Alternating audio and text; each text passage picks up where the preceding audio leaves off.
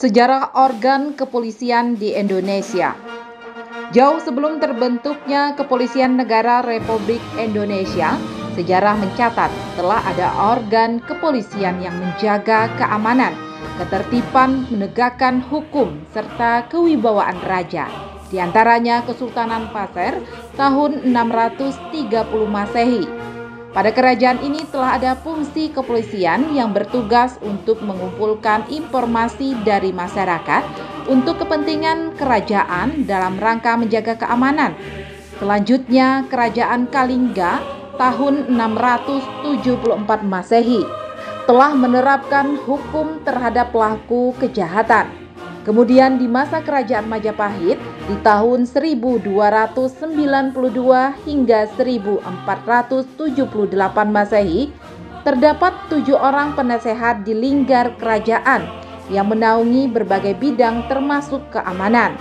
Patih Gajah Mada dan pasukannya Bayangkara merupakan organ penting kepolisian.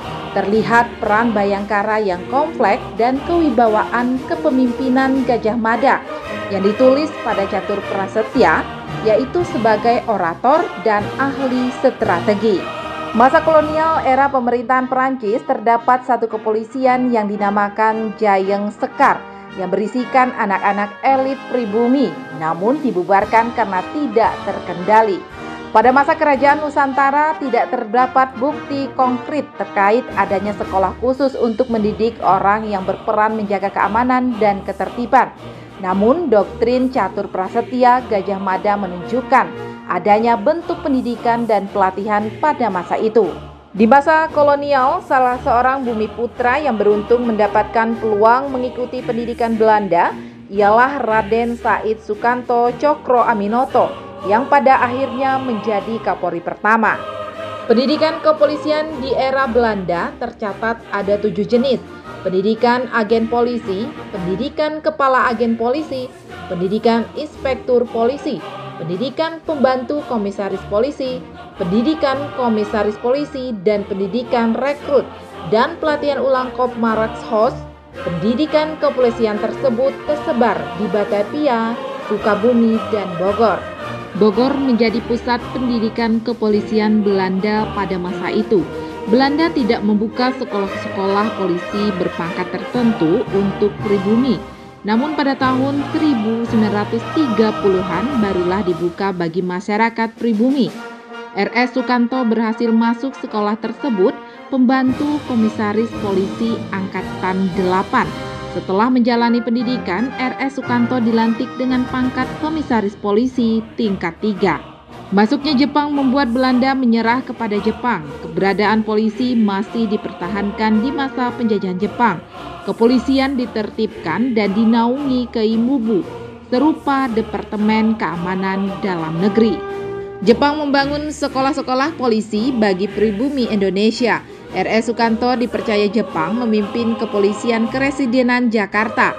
Tahu R.S. Sukanto berdarah Belanda, R.S. dipindahkan ke lembaga pendidikan di Bogor tanpa diberi izin mengajar meski pangkatnya lebih tinggi dari yang lain.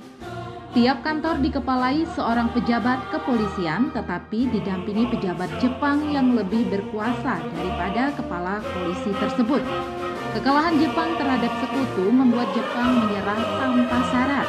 Soekarno-Hatta langsung memproklamasikan kemerdekaan Indonesia pada tanggal 17 Agustus 1945 dan secara resmi pula kepolisian menjadi Kepolisian Indonesia yang merdeka. Pemerintah militer Jepang membubarkan peta dan Heiho dan melucuti persenjataannya, sedangkan kepolisian tetap bertugas dan masih bersenjata sebagai penjaga keamanan dan ketertiban masyarakat di awal kemerdekaan. Pada tanggal 29 September 1945, Presiden Soekarno melantik R.S. Sukanto Cokrodiyatmojo menjadi Kepala Kepolisian Negara. Sebagai Kepala Kepolisian Negara, R.S. Sukanto berkantor di Kementerian Dalam Negeri dan melaksanakan perintah Bung Karno untuk membentuk Polisi Nasional.